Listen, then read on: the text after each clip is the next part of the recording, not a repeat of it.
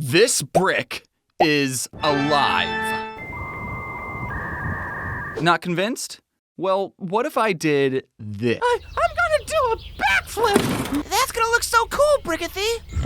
What are you boys doing? Brickathy's gonna do a backflip, Grandma!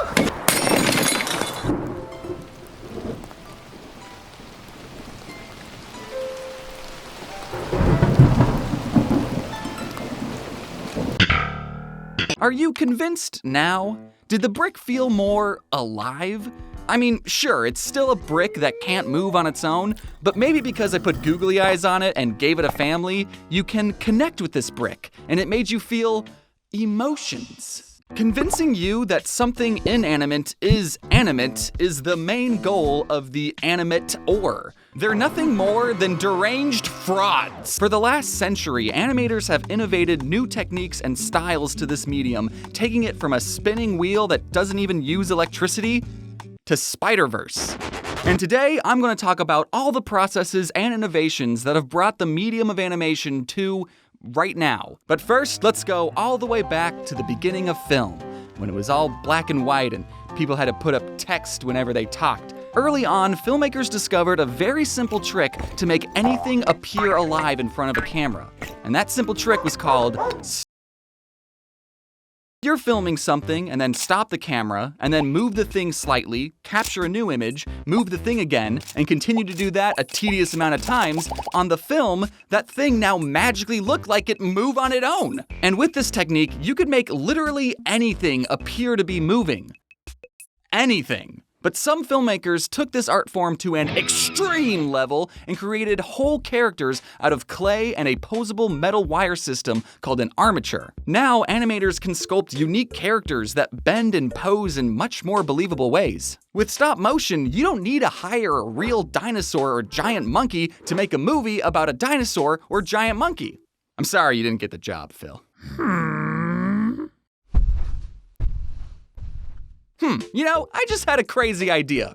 What if we made our entire puppet's head interchangeable? Now they can make any facial expression and mouth shape possible. We will have to sculpt out hundreds of different heads though, but I mean, come on, that'll be fun. That's why we're extreme, baby! Stop motion movies are still being made and enjoyed to this day. And while new technology does help make the overall process easier, animators are still using the same techniques that were used on King Kong back in the 1920s, where they carefully pose out a character's every movement frame by frame, in order. Stop motion is a medium that I can't even begin to understand how they do, let alone make it look good, you know? Having a stop motion character in gravity-defying poses, making hundreds of different faces, is done solely to make the character feel more alive.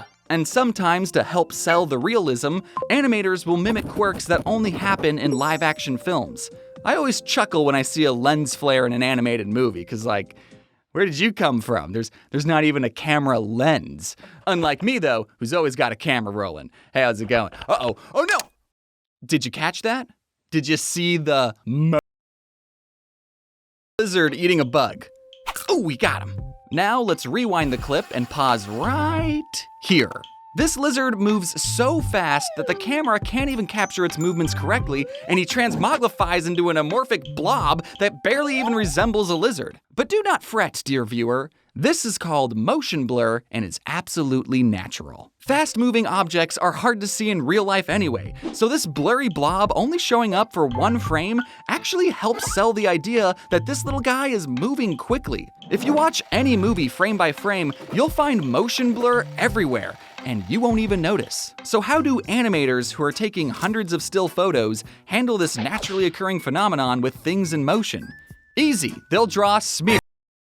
Animators draw their own blurry blob frame to mimic fast movements. Bodies can stretch, arms can multiply. Basically, we can sneak in nightmares as long as it's only shown for one frame. Smears, while being very fun to draw, can look very weird and goofy on their own. But in the context of the whole shot, you barely even notice they're there. Okay, maybe now you'll notice them, but that's only because I pointed them out. And since animators are bad boys and don't play by the rules, they can make smears out of anything. Even in stop motion, we can sculpt a physical smear frame like how they did in Leica's Paranorman, which, if you haven't seen, is going to be your new favorite movie. Smear frames can be used anytime, anywhere. Unless you were an animator in the 1920s and 30s and you didn't know about them back then. In that case, you would have been animating something called... In the 1920s and 30s, animators were still figuring out some core principles of animation. Turns out there's 12 of them. Smear frames were used sparingly during this time, with animators usually only drawing characters with multiple limbs to show fast movements. The stretchy, wacky, and spiritually ascending smears that you all know and love weren't really used until the 1940s. Rubber hose characters have noodly, almost hose-like limbs that bend in all sorts of anatomically defying ways. Look at Mickey Mouse's noodle arms that I can now legally show you. The reason characters look like this is because drawing noodle arms and not worrying about anatomy is easier to draw.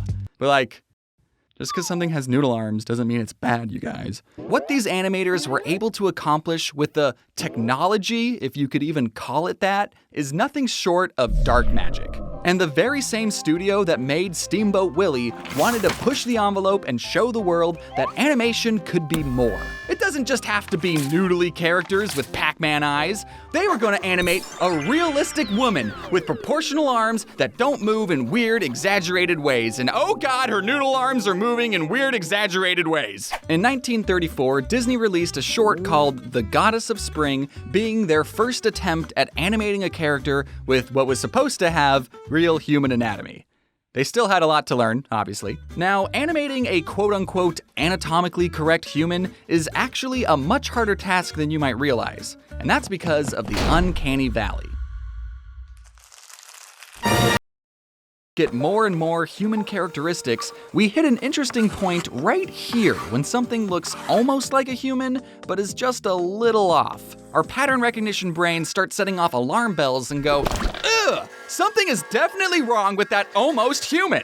I am entering fight or flight right now. So if you're trying to make something look as close to a human as possible, but are just a tiny bit off, everything crumbles. The Goddess of Spring was still good practice for Disney because only 3 years later, they released the world's first fully animated feature film, Snow White. Can you really blame Disney for going 6 times over budget to make this movie? I mean, just look at how these human characters are moving.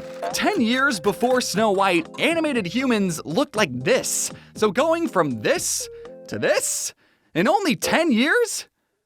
How? I can't get over how real these human characters look sometimes. Almost too real. Well, I think you're old enough to learn about the dangers of rotoscoping is the process of taking real-life footage and then manually tracing over every frame, resulting in an animation with unreal levels of realism. And I say unreal derogatorily. You're basically slapping a cartoon filter over live-action footage, but instead of simply slapping, you're spending multiple hours doing mindless and tedious drawing. Rotoscoping is not the same as filming a human actor and then later referencing that footage, like what Disney did for Sleeping Beauty or Alice in Wonderland or any movie ever because animators use references all the time. People had figured out how to rotoscope other people long before Snow White. So of course Disney, who was trying to convey real human movement, rotoscoped some shots. The problem with rotoscoping is that we start to sneak our way back to the bottom of the uncanny valley. Animated characters often do and should break the laws of physics. They can squash and stretch into weird proportions and be drawn in unique and interesting poses. And look, Snow White is still a masterpiece of a movie. The rotoscoping is fine, you barely notice it, it's good, it's a good movie, and it made Disney a lot of money. Also, how did Walt animate these shots of things reflecting in the water in 1937? What, did they put special glass over paintings to make it look distorted or something? Who would be crazy enough to do that? If you made a whole movie entirely rotoscoped, what you end up with is Ralph Bakshi's The Lord of the Rings. Notice anything off about these characters' movements? Look at how Gandalf moved just a year ago in The Hobbit. Now, Lord of the Rings, Hobbit, Lord of the Rings. Almost every shot in this movie was rotoscoped, and the shots that weren't used live-action footage with a filter over it. I'm not saying that rotoscoping is bad. You just have to use it correctly. A character switching from traditionally animated to rotoscoped is incredibly funny, and always will be. The YouTuber Joel Javier makes very entertaining rotoscope skits that feel like a fever dream, and I mean that underogatorily. And a lot of music videos get away with rotoscoping because, admittedly, rotoscoping is a very cool visual. Now, I wish I could say the first Lord of the Rings movie was a hidden animation gem, but I don't know, it's not on my top 10, I'm sorry. It probably made a lot of nerds in the 70s happy, but thankfully The Lord of the Rings has been adapted into many other forms of media, like video games, Magic the Gathering cards, and anime. Anime? They're making a Lord of the Rings anime? They're making a Lord of the Rings. You thought Hollywood, California was the only place in the world making moving pictures? Japan's been making their own moving pictures too, and some of them are moving drawings. There are entire college courses on the history of anime, but you're not paying me tuition, so we're gonna have to skip over a couple things. A lot of early anime is now lost media because cinemas didn't preserve film back then, and an earthquake destroyed many studios in 1923. Some Japanese animators created shorts out of paper cutouts because buying thousands of celluloid sheets was too expensive, and they had some very unique character designs. And some Japanese animators took inspiration from Disney and made shorts that looked very similar to America's rubber hose characters. Then by the 1940s, some major world events happened that got most of the world involved, and both American and Japanese animation studios were affected. But after all that, in 1948, one studio called Japan Animated Films, later bought out by Toei Animation, set out to be the Disney of the East, and they made cartoons about magical schoolgirls, and are still in business to this day and made some other less popular shows. One animator who quit working at Toei created his own company and made an anime based off his comic about a robot boy. Hey, I kinda like that art style of drawing humans with big expressive eyes. Let's do more of that. That same year, another studio made an anime about humans controlling giant robots. I wonder if that's going to inspire a whole new genre. And this guy was commissioned by American studios to make stop-motion Christmas movies like Rudolph the Red-Nosed Reindeer. Meaning Rudolph is anime. Nani? By the 1960s, Japanese shows started airing on televisions all across the globe, and they continued to make unique and interesting stories with amazing animations that were beloved by billions of people and grew into extremely profitable franchises. Like, I'm talking the most profitable franchise. By the 1970s, Disney was still very much the animated movie gold standard, making big-budgeted movies with family-friendly values. Which is fine to do, kids love bright colors and talking animals that only cartoons can offer, but some studios realized that animation was a medium, not a genre, and made animated movies exclusively for adults. That's part of the reason why the first Lord of the Rings movie was entirely rotoscoped. It wasn't trying to be cartoony and over the top, it was trying to be real and gritty. Animation could be anything for anyone of any age. But really, if you think about it, there hadn't been a new way of showing people moving drawings since those very early days of black and white stop motion. In stop motion, you take a picture, move a figure, take a picture, move a figure. In cell animation, you take a picture, move a cell, take a picture, move a cell. Everything's just been a series of pictures moved manually in front of a camera this whole time? Always has been. You've got mail. Oh. It says the entire animation and film industry is about to be flipped onto its head forever and ever. Yeah, right. I'm sure this whole computer thing is just... Ever-increasing advancements of technology, we were able to achieve increasingly advanced achievements, like putting a guy on the moon, and drawing silly little cartoons more efficiently. Gone are the days of having to physically draw everything out on paper and underpay a team of hundreds of pretty girls to hand paint every frame. Now we can use this fancy new computer to render everything out for us. All we have to do is create a real-life mold of our real-life human hand, then draw 350 triangles onto that hand, then manually measure out the X, Y, and Z coordinates of 800 different data points. No, come on, this is gonna be so much faster. Put that pencil down. Now we just program in a couple of keyframes and we get... We still don't have the processing power to render everything out.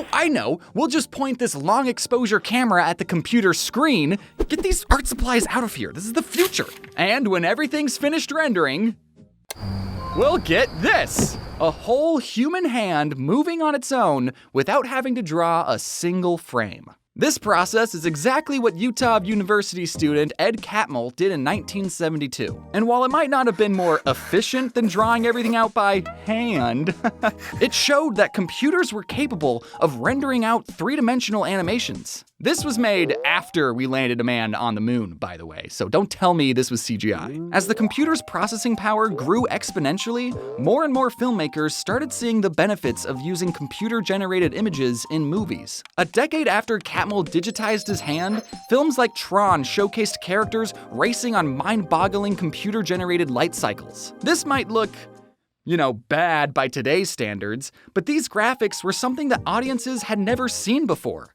Plus, the movie takes place inside of a computer, so this is probably what people thought the insides of a computer looked like anyways. At the time, computers did a great job at creating rigid geometric shapes, and animators used that to their advantage. Characters would still have to be animated traditionally on cells, but objects that weren't going to change shape, like black cauldrons, could now magically fly in circles around our characters. Disney really showed off the computer's rendering power during the climax of The Great Mouse Detective, when these two rodents fought each other inside a clock tower and all the spinning gears were generated by a computer. Animators can now make any complex shape move in a three-dimensional space without having to draw a single frame.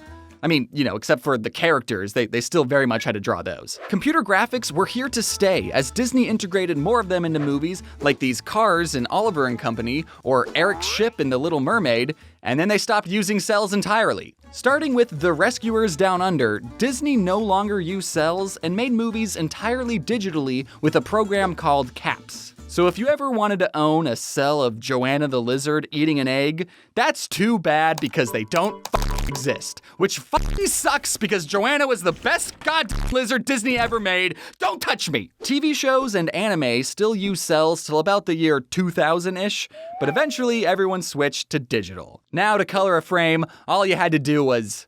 So computers were great at making rigid, non-flexible shapes, but has anyone ever tried to make a group of computer scientists who were working for a small indie director named George Lucas were taking this art form to an extreme level and created whole characters completely generated by a computer. Then a small entrepreneur named Steve Jobs hired those computer scientists and made his own company, Pixar.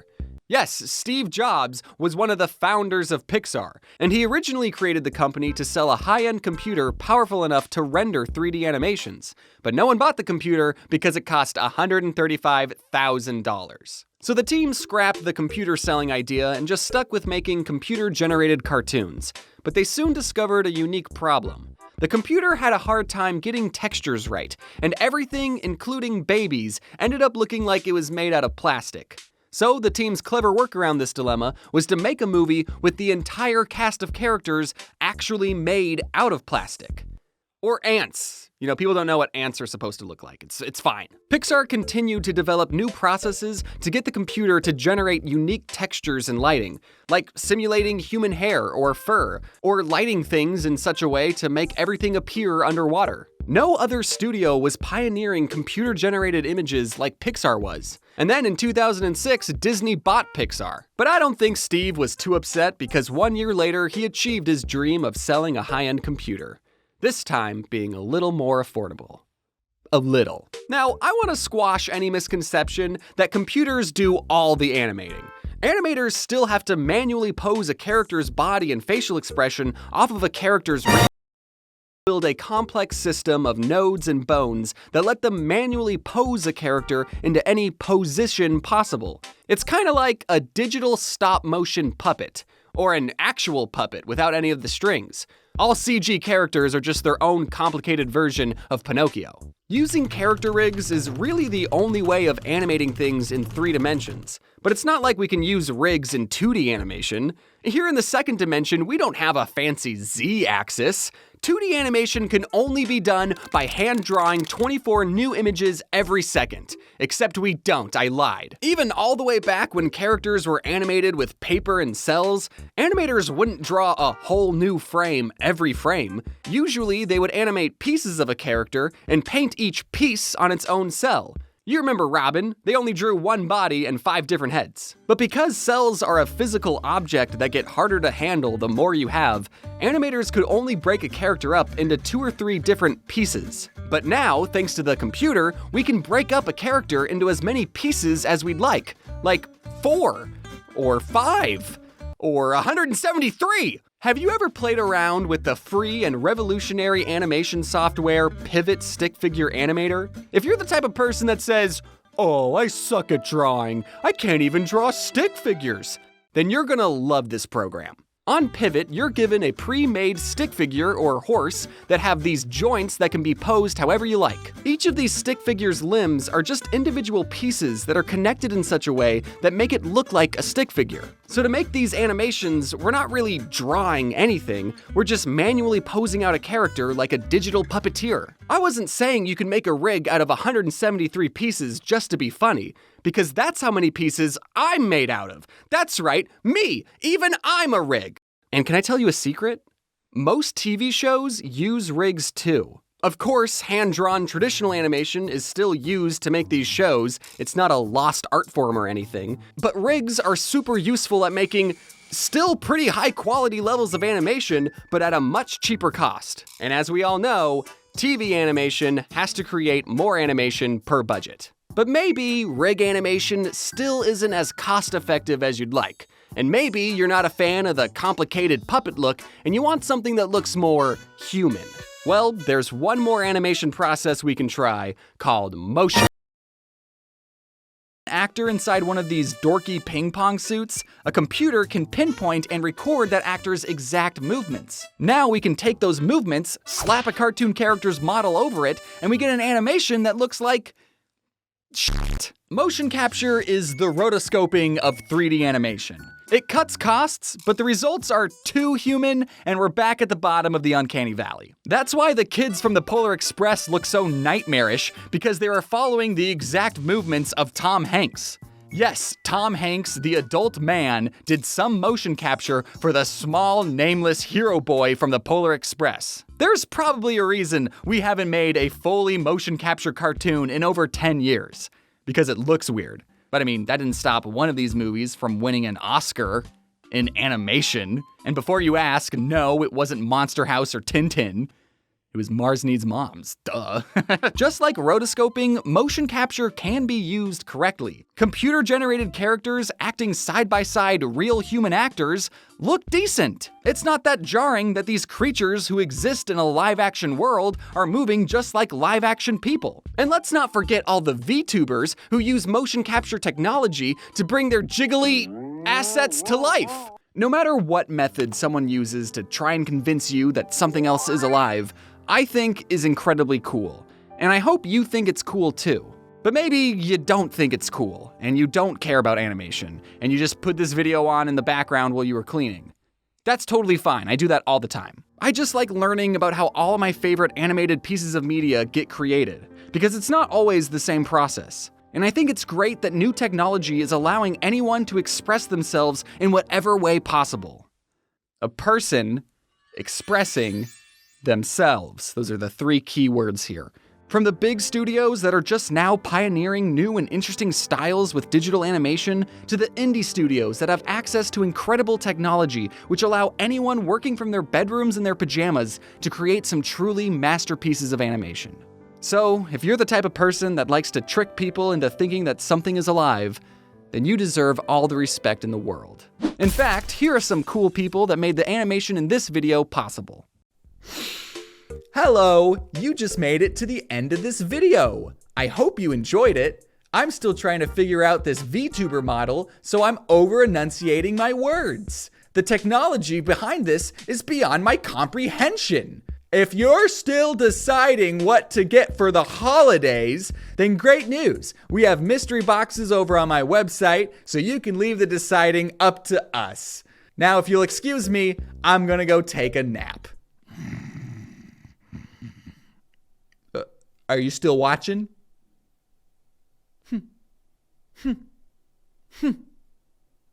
Oh yeah, she's coming back.